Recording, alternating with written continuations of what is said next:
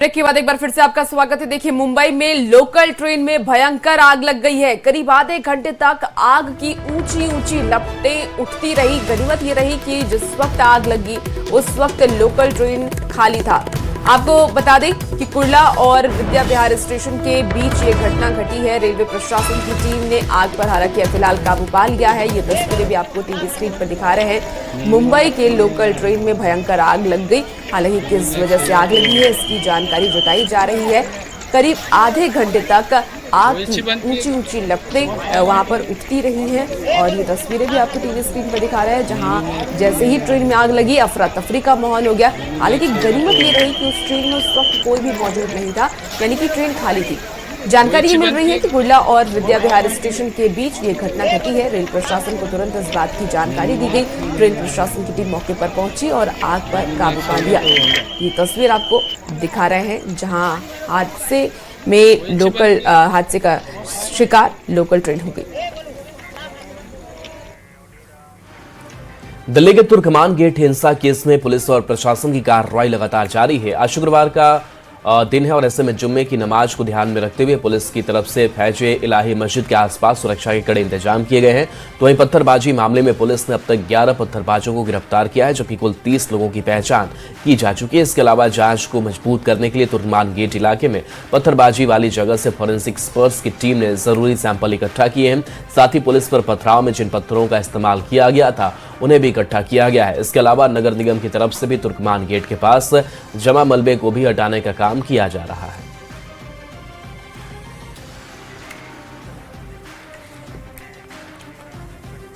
चलिए, बिहार की खबर का रुख कर लेते हैं। सहरसा से इस वक्त की बड़ी खबर आ रही है। पुलिस प्रशासन की टीम पर हमला हुआ है। आपको बता दें कि बस नहीं थाना की पुलिस पर हमला हुआ।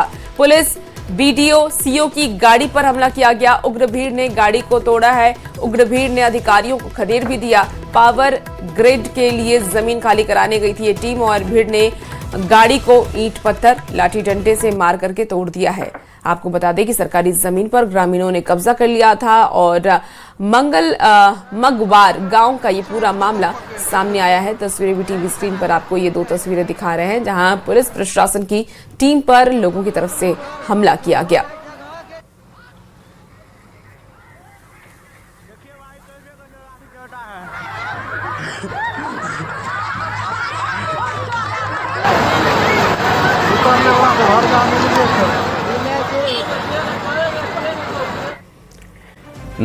खबर अररिया से है, जहां न्यूज 18 की खबर का बड़ा असर देखने को मिला है। रजिस्ट्री ऑफिस में भूमि माफिया ने मूल दस्तावेज बदलकर कई फर्जीवाड़े किए। इस मामले में पुलिस ने एक आरोपी को गिरफ्तार किया। यह कार्रवाई शिकायत दर्ज होने के 19 दिन बाद तब हुई जब न्यूज 18 ने इस खबर को प्रमुखता से उठाया। एसपी अंजनी कुमार ने बताया कि आरोपी ने ऑफिस कर्मी को 5 लाख रुपए देकर दस्तावेज बदलवाए थे। उन्होंने कहा कि अब पूरा खेल रजिस्ट्री ऑफिस के कर्मियों की मिलीभगत से चल रही है।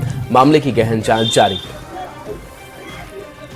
उसमें हम लोग को अंदाज पहले से लग रहा था कि कोई ना कोई इसका कर्मी का मिली भगत से ये काम हो रहा है। उसी में जिसको लाभुक जो था सोनू सन्नाउल्लाह शेख उर्फ सोनू, जिसको इससे लाभ मिल रहा था, उसको आज अरेस्ट किया गया है। कल अरेस्ट के दौरान उनसे पूछताछ किया गया तो उसके द्वारा बताया गया कि यहाँ के जो यहाँ कार्यरत है रजिस्ट्री ऑफिस में एमटीएस बोलता है ना, एमटीएस के रूप में कार्यरत है रोहित रंजन और अन्य जो स्टाफ है उनके मिली भगत से इन लोगों के द्वारा मूल रजिस्ट्री जो कागज था, मूल कागजात, उसको अपने फायदा के लिए उसको पैसा देकर चेंज करवा दिया गया। देखिए, बिहार में आज शहर शहर बदमाशों ने कोर्ट को उड़ाने की धमकी दी है। अब आपको दो तस्वीरें दिखाते हैं। आपको दो तस्वीर दिखाएंगे जिसमें पहली तस्वीर किशनगंज की है जहां सिविल कोर्ट को बम से उड़ाने की धमकी मिलने के बाद कोर्ट परिसर में अफरा तफरी का माहौल हो गया। सूचना मिलते ही एसपी समेत तमाम वरीय अधिकारी मौके पर पहुंच गए। एहतियात के तौर पर कोर्ट परिसर की दोनों ओर से एंट्री को भी बंद कर दिया गया। वहीं दूसरी तस्वीर की अगर हम बात कर ले तो पटना सिविल कोर्ट की तस्वीर है जहां सिविल कोर्ट को ईमेल के माध्यम से बम से उड़ाने की धमकी मिलने के बाद सुरक्षा एजेंसियां अब अलर्ट मोड पर आ गई हैं। धमकी की सूचना मिलते ही कोर्ट परिसर में संघन जांच अभियान चलाया गया। तो ये दो तस्वीरें आपको दिखा रहे हैं, किशनगंज और पटना की तस्वीर जहां कोर्ट को बम से उड़ाने की धमकी दी गई। खबर सासाराम से है, जहां मकान निर्माण के दौरान निर्माण कार्य में लगे 2 मजदूर हाई वोल्टेज बिजली तार की चपेट में आ गए। हाई वोल्टेज करंट लगने से दोनों मजदूर गंभीर रूप से झुलस गए। दोनों को स्थानीय लोगों की मदद से सासाराम सदर अस्पताल लाया गया, जहां प्राथमिक उपचार के बाद हालत गंभीर देखते हुए पटना रेफर कर दिया गया। बताया जा रहा है कि भीड़ भाड़ वाले अड्डा रोड पर मकान निर्माण का काम चल रहा था, तभी लोहे का सरिया ऊपर से गुजर रहे हाई वोल्टेज तार से सट गया, जिससे यह हादसा हुआ।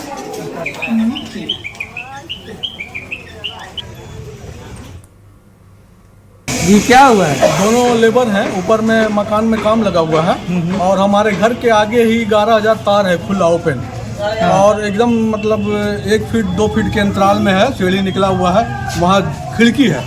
तो ये घर के अंदर से सीढ़ी से छड़ ले जा रहे थे और इन लोगों को समझ में नहीं आया, सोचा कि खिड़की खोल के और छड़ को बाहर करके फिर ऊपर चढ़ा लें।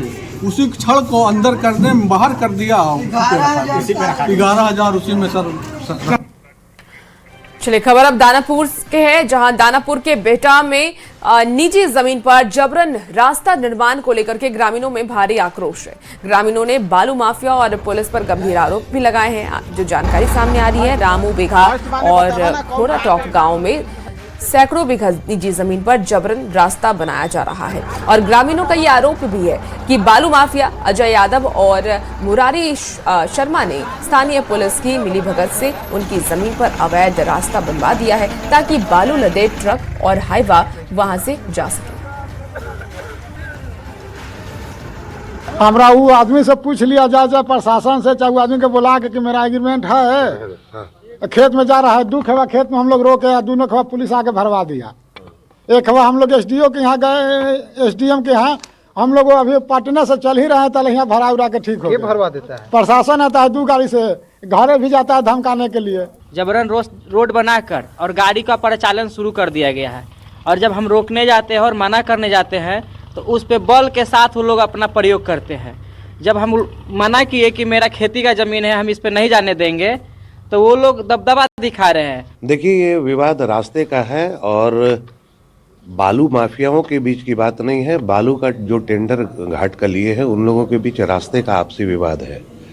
इस विवाद को लेकर जो किसान जिन्होंने जमीन दी है, वो दोनों अलग अलग पक्ष अपना दावा कर रहे हैं कि उनके पक्ष में दी गई है।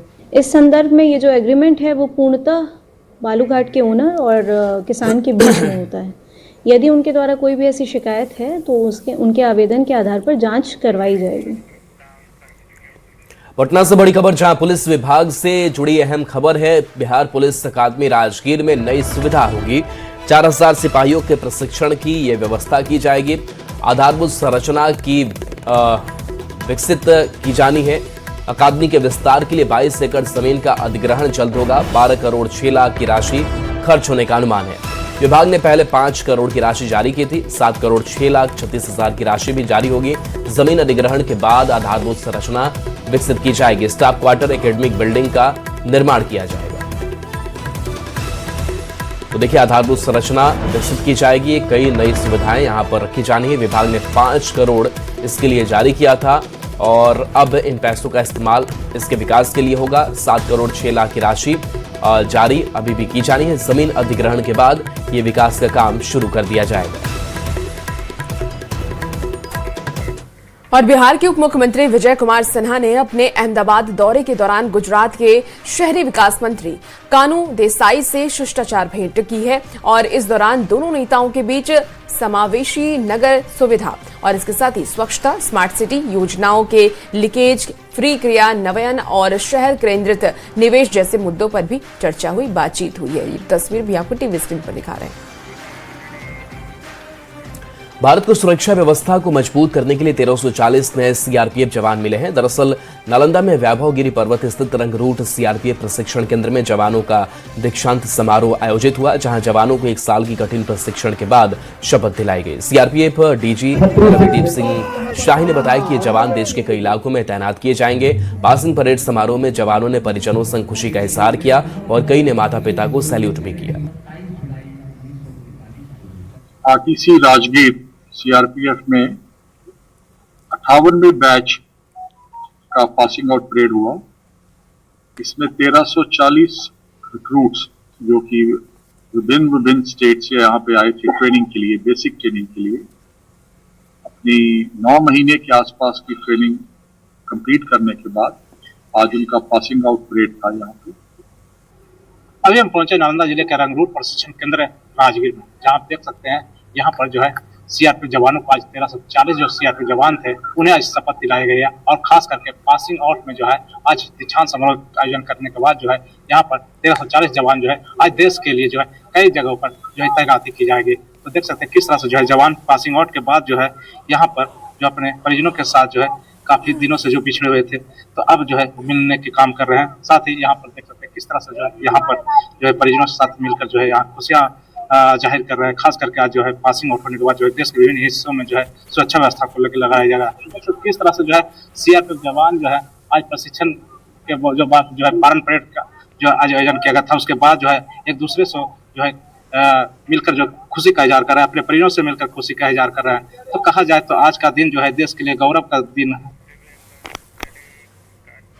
और समस्तीपुर के वैभव सूर्यवंशी का अंडर 19 क्रिकेट में धमाल लगातार जारी है। दक्षिण अफ्रीका दौरे पर 3 मैचों की सीरीज के लिए उन्हें कप्तान बनाया गया और उन्हें उनके नेतृत्व में भारतीय टीम ने 3-0 से जीत भी दर्ज की है। वैभव ने कुल 206 रन बनाए जिसमें कि 11 चौके और 21 छक्के लगाए हैं। आपको बता दें कि उन्होंने रिकॉर्ड बना लिया है। वहीं दूसरे मैच में 19 गेंद में अर्धशतक भी उन्होंने पूरा किया। वैभव मैन ऑफ द सीरीज और मैन ऑफ द मैच भी रहे। वैभव के धमाल पर समस्तीपुर में वैभव के परिवार और क्रिकेट प्रेमियों ने खुशी जताई है और अंडर 19 विश्व कप के लिए शुभकामनाएं भी दी। इस पर अधिक जानकारी दे रहे न्यूज 18 संवाददाता मुकेश कुमार। अंडर 19 क्रिकेट में साउथ अफ्रीका दौरे पर वैभव सूर्यवंशी की कप्तानी में भारतीय टीम ने धमाल मचाया और 3 मैचों की सीरीज भारतीय टीम ने अपने नाम की। इसमें सबसे कमाल का परफॉर्मेंस समस्तीपुर के लाल वैभव सूर्यवंशी का रहा और उनके प्रदर्शन अपने आप में काफ़ी खास रहे। और इस पूरे दौरे के बाद अब वर्ल्ड कप है, कैसा रहा वैभव का दौरा? बहुत अच्छा दौरा रहा। दक्षिण अफ्रीका 1 दिवसीय मैच में वैभव ने दिन प्रतिदिन अपने खेल को निखारा है और बेहतर से बेहतर प्रदर्शन कर रहा है। अभी 3 दिवसीय जो सीरीज था उसमें इनको मैन ऑफ द सीरीज और मैन ऑफ द मैच का भी खिताब मिला है। ये हमारे लिए समस्तीपुर वासियों और बिहार वासियों के लिए बहुत ही गर्व और खुशी की बात है कि वैभव दिन पर दिन अपना खेल को और बेहतर से बेहतर खेल रहा है और ऊपर की ओर जाएगा। यही शुभकामना, आशीर्वाद और बधाई मैं उनको देता हूँ। वैभव का प्रदर्शन हमेशा से यहाँ जब जिला स्तर क्रिकेट से लेकर बिहार स्टेट टीम में जब उनका चयन हुआ उस समय से लगातार अपने आप को साबित करते हुए भारतीय अंडर 19 टीम में जगह बनाया और अपने खेल के दम पर अपने तूफानी बल्लेबाज और शानदार छक्का मारने का जो जौहर है, जो जेनेटिक है, वो कहने लगे हैं कि उनके पिता से उनको मिला है। और इस सीरीज़ में भी जो साउथ अफ्रीका दौरा का 3 मैच का सीरीज़ में उनको कप्तानी करने का मौका मिला और तीनों मैच जीत करके उन्होंने साबित कर दिया कि वो अच्छे खिलाड़ी के साथ अच्छे कप्तान भी हैं।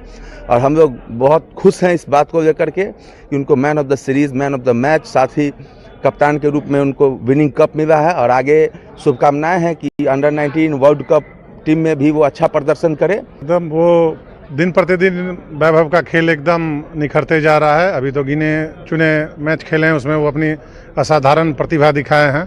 और ये दक्षिण अफ्रीका के साथ जो क्लीन स्वीप 3-0 का किया है वो 206 रन के साथ man of the match, man of the series और विनिंग ट्रॉफी वो आने वाले वर्ल्ड कप अंडर 19 में एकदम वैभव का एकदम पताका फहराएगा और एकदम शानदार प्रदर्शन करेगा। तो वैभव के बारे में कहा जाता है कि वैभव जिस मैच में भी आगे बढ़ते हैं वो वैभव के लिए एक रिकॉर्ड के रूप में होता है। और निश्चित रूप से दक्षिण अफ्रीका का दौरा वैभव के लिए भी यादगार रहेगा और समस्तीपुर के लोग वैभव के इस पारी को हमेशा याद रखेंगे और वो और बेहतर खेले, इसकी उन्हें शुभकामना। Mukesh Kumar, news 18 network, Samastipur.